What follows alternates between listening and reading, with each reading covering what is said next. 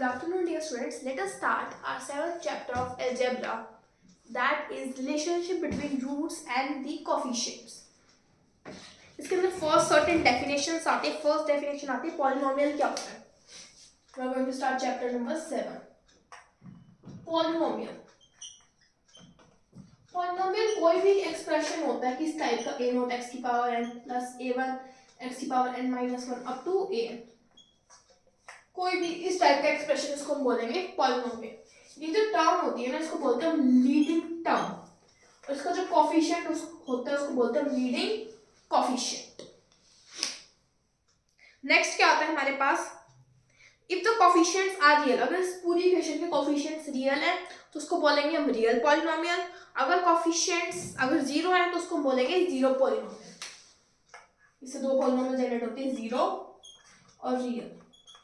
इसमें कोएफिशिएंट जो है वो जीरो हो, इसमें कोएफिशिएंट्स क्या हो, रियल नंबर.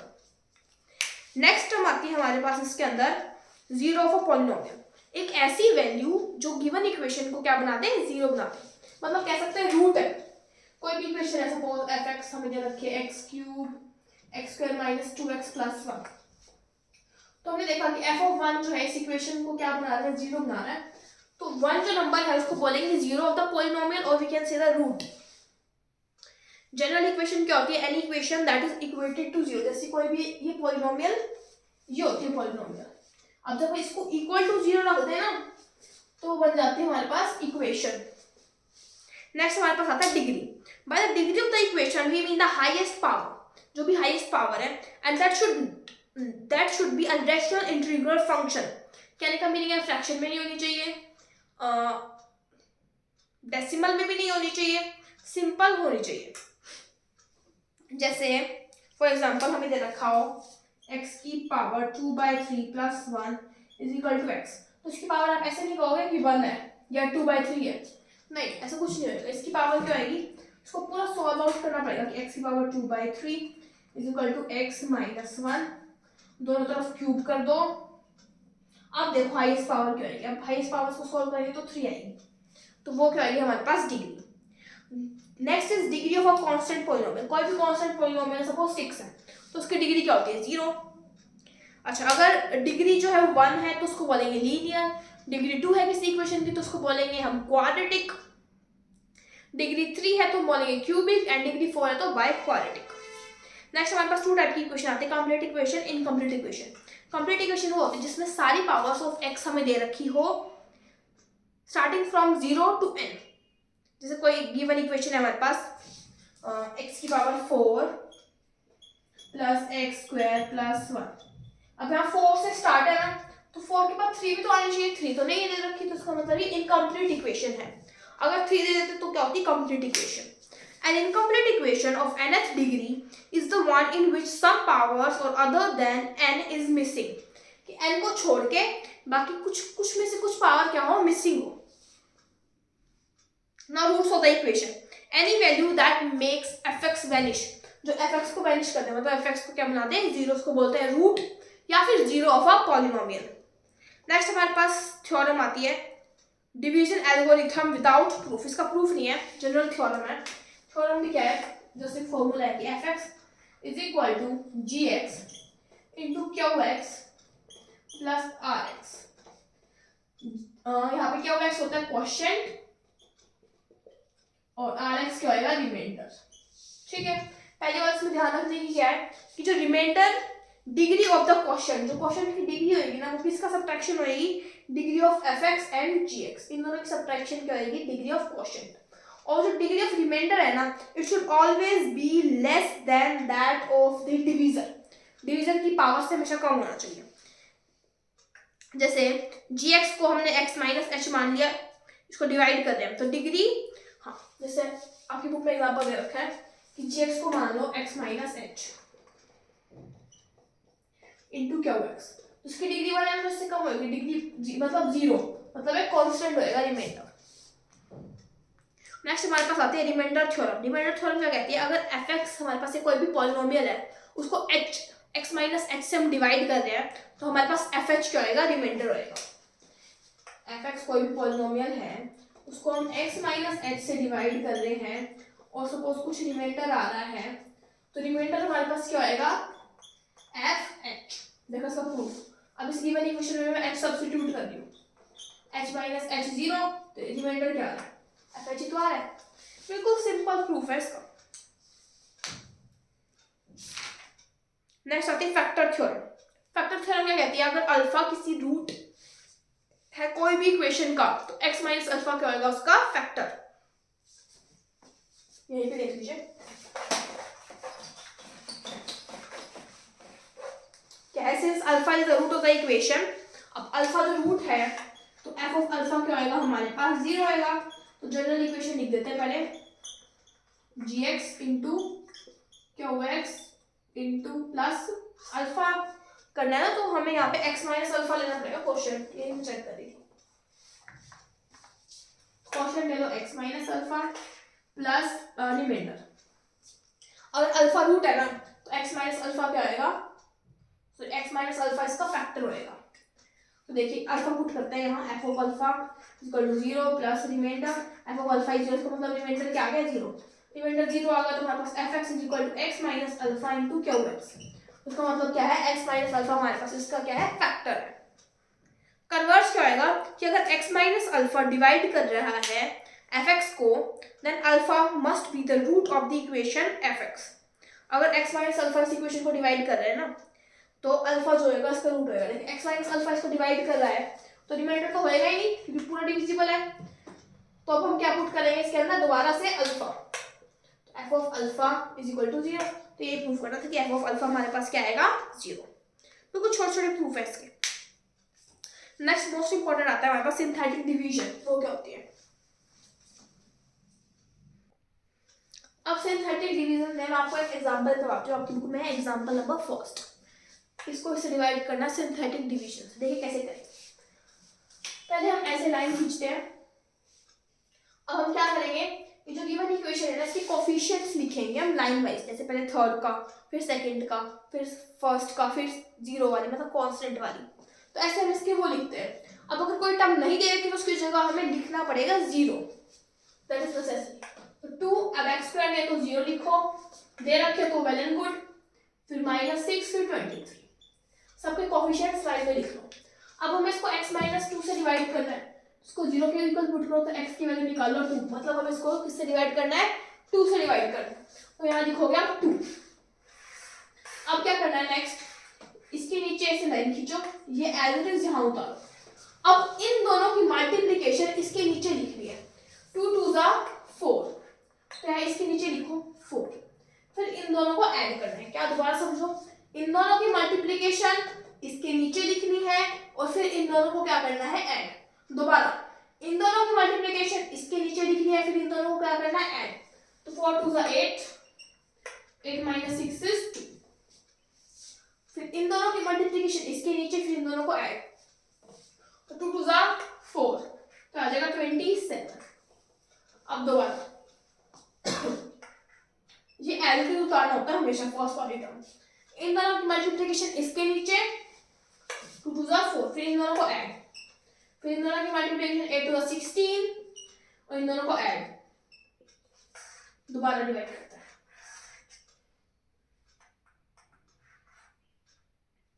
2 2 2 4, 8 9 10 11 12, फिर 2 फिर 2। ये है अगर हमें, ये सिंपल क्वेश्चन है। अब हमें क्या निकालना है, इसका रिमाइंडर क्या आएगा। देखो यहाँ पे क्या दे रखा है, 2 से डिवाइड करना है। 2 से डिवाइड करना तो सिर्फ आप एक ही बार डिवाइड करोगे, ये दोबारा मैंने इससे डिवाइड किया क्योंकि मैं इससे कोई और क्वेश्चन में आपको समझाना चाह रही हूँ। अब इसको 2 से डिवाइड करना सिर्फ एक बार, तो आपका स्टेप सिर्फ यहीं तक हट जाएगा। बस ये डिवीजन हो गया आपकी, इतनी डिवीजन। अब यहाँ पे जो ये नंबर आ जाता है ना, इसको बोलते हैं हम रिमाइंडर। ये हमारे पास क्या आएगा रिमाइंडर, और क्वोशिएंट क्या आएगा, ये क्वोशिएंट आएगा 2। अब x क्यूब तो हट जाएगा, x square plus 4x plus 2, ये हमारे पास क्या आएगा क्वोशिएंट आएगा। अब इसमें मैं आपको एग्जांपल नंबर कौन सा समझाऊं, एग्जांपल नंबर 9। एग्जांपल नंबर 9 में आपको मैं यही समझा दूं। एग्जांपल नंबर 9 क्या है, using synthetic division express a polynomial in powers of x - 1। हमें सिंथेटिक डिवीजन से एक्सप्रेस एक्सप्रेस करना है कोई भी पॉलिनोमियल को x-1 की पावर्स में। सपोज ये इक्वेशन दे रखा होता, इसमें तो खैर कोई और इक्वेशन है, तो इसमें दे रखा होता आपको कि आपको एक्सप्रेस करना है इस पॉलिनोमियल को इन टर्म्स ऑफ x-2। तो आप क्या करोगे, इतनी बार डिवाइड करोगे जब तक आपके पास सिंगल टर्म यहाँ नहीं बच जाती। अब एक्सप्रेस कैसे करेंगे, अभी जिनको मैंने ऐसे मार्क किया ना, इनको आपको भी मार्क करना होगा। तो लिख दो 2, 12, 18, 27। अब लिखना है x-2 plus x-2 plus x-2। ठीक है, अब 3 की इक्वेशन है ना, वहां पे मैंने x-2 के लिए लिखा, अभी समझ जाओगे। x-2 की पावर 3, की पावर 2, की पावर 1। तो अगर मैं यहाँ पे भी लिखूं तो पावर क्या आएगी 0, उसको लिखने का कोई मीनिंग नहीं है। तो मैंने आपको एक ही क्वेश्चन में दो चीज समझाई है, दोबारा समझिए। सिंथेटिक डिवीजन कैसे करते हैं, ये टर्म एज इट इज, इन दोनों की मल्टीप्लिकेशन यहाँ, 4 2 8, फिर इन दोनों की एडिशन यहाँ, 2 2 4 यहाँ, और फिर यहाँ रिमाइंडर, ये आता है रिमाइंडर, और ये बचा हुआ क्वेश्चन।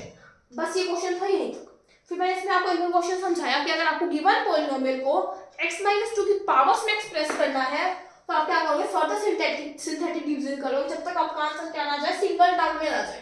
तो दोबारा सिंथेटिक डिवीजन की 2 एज इट इज, इन दोनों की मल्टीप्लिकेशन यहाँ, फिर इन दोनों की मल्टीप्लिकेशन यहाँ, देन ऐड, फिर आगे 18 इसको साइड में रखो, फिर 2 एज इट इज, इन दोनों की मल्टीप्लिकेशन यहाँ, फिर 12 को साइड में रखो, फिर आगे 2, फिर इनके कोएफिशिएंट्स लिखो, फिर इनके साथ लिखो x-2 x-2 x-2 x-2, फिर पावर्स 3 है तो 3 2 1 0, मतलब लास्ट वाली टर्म क्या आएगी, कांस्टेंट।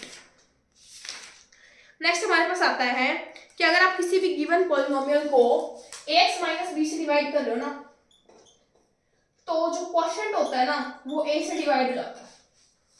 कैसे देखते हैं, इससे पहले आपको फैक्टर्स वाले में बता चुकी हूँ, बस यही रहता है।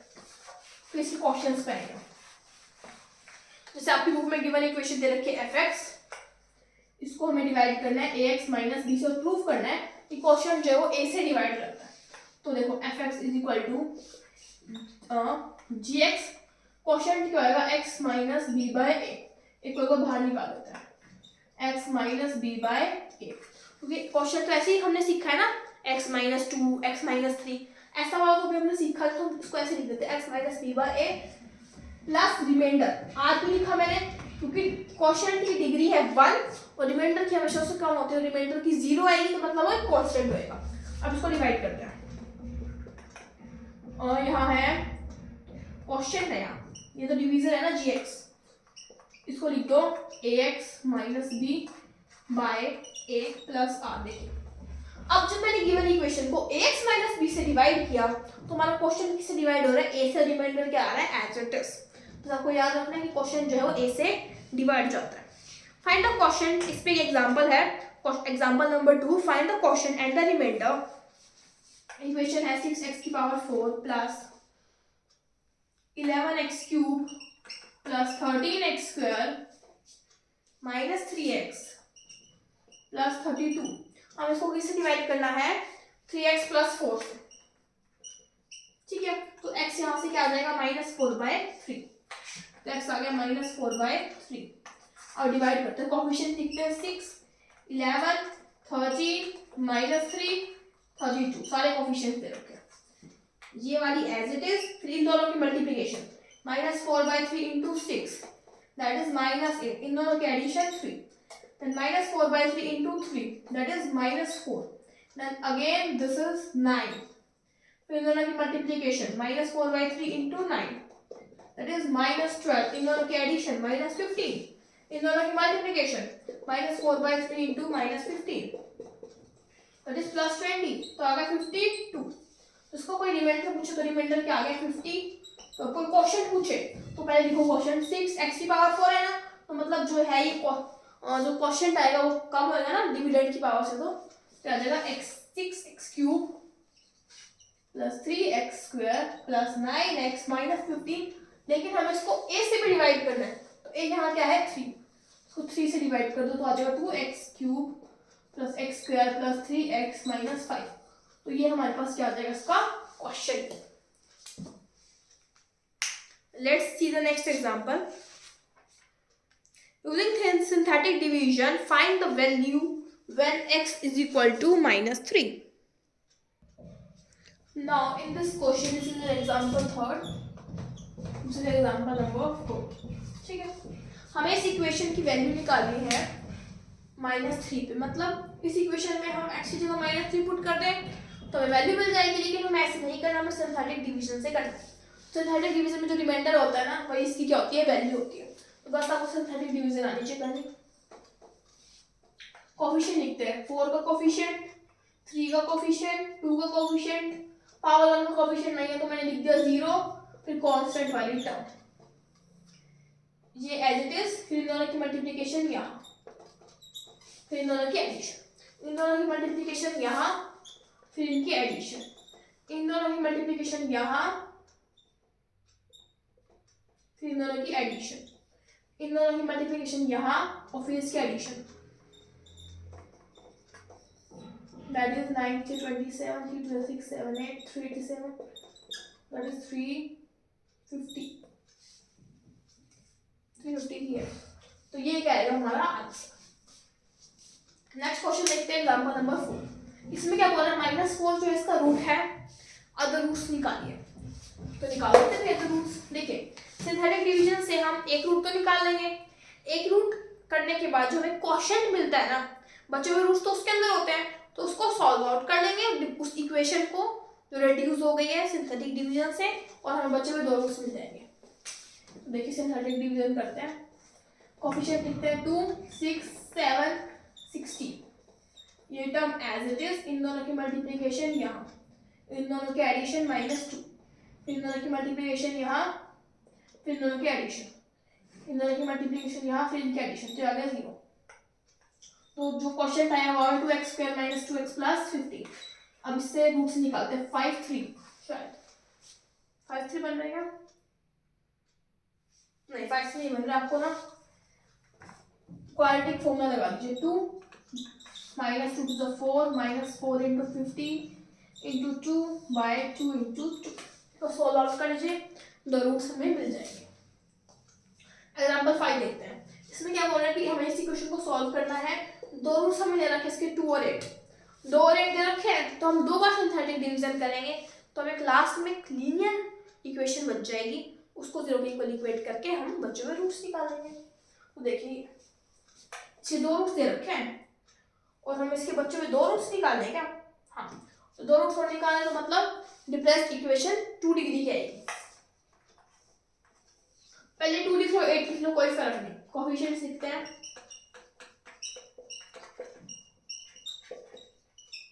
अब सिंथेटिक डिवीजन करते हैं, ये एज इट इज, इन दोनों की मल्टीप्लिकेशन यहाँ, फिर इन दोनों की मल्टीप्लिकेशन यहाँ, फिर इन दोनों की मल्टीप्लिकेशन यहाँ और सब्ट्रैक्शन, फिर इन दोनों की मल्टीप्लिकेशन यहाँ और इसकी सब्ट्रैक्शन, 0 8। जब भी रूट आएगा ना, यहाँ पे रूट से डिवाइड करेंगे तो यहाँ हमेशा रिमाइंडर क्या आएगा, 0, बिकॉज जब डिवाइड करते तो कंप्लीटली डिवाइड जाता है।